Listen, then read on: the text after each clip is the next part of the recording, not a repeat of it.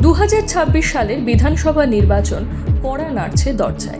চারদিকে ভোটের প্রস্তুতি তুঙ্গে। ঠিক এমন সময়েই দক্ষিণ চব্বিশ পরগনার পাথর প্রতিমার উত্তরাবাদ প্রাথমিক বিদ্যালয়ে আয়োজন করা হলো শিশু সংসদ নির্বাচন।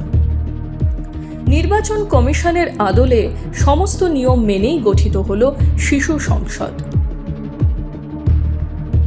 নির্বাচন প্রক্রিয়ায় ছিল মনোনয়নপত্র জমা, প্রতীক বরাদ্দ, প্রচার পর্ব, এমনকি নির্দিষ্ট দিনে নিরাপত্তা পালনের বিধিও। মোট 12 জন শিক্ষার্থী প্রার্থী হিসেবে অংশগ্রহণ করে।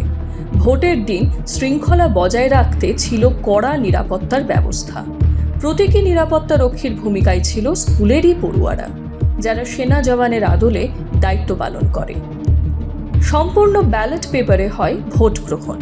ছাত্রছাত্রীরা সারিবদ্ধভাবে লাইনে দাঁড়িয়ে নিজেদের ভোটাধিকার প্রয়োগ করে। বিদ্যালয়ের শিক্ষিকারা প্রেসাইডিং অফিসারের দায়িত্ব পালন করেন। ভোট গণনা শেষে আনুষ্ঠানিকভাবে ঘোষণা করা হয় শিশু সংসদের ফলাফল। এই নির্বাচনের মাধ্যমে শিশু সংসদের প্রধানমন্ত্রী, মুখ্যমন্ত্রী, সচিব সহ অন্যান্য দায়িত্বপ্রাপ্ত সদস্য নির্বাচিত হয়।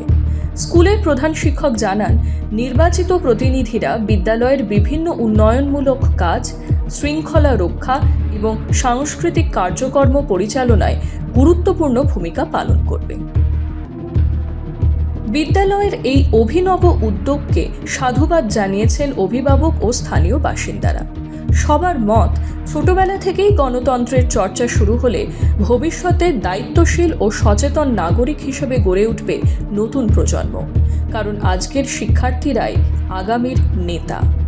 দক্ষিণ চব্বিশ পরগনা থেকে রেবতী মালির রিপোর্ট, এক্সপ্রেস নিউজ।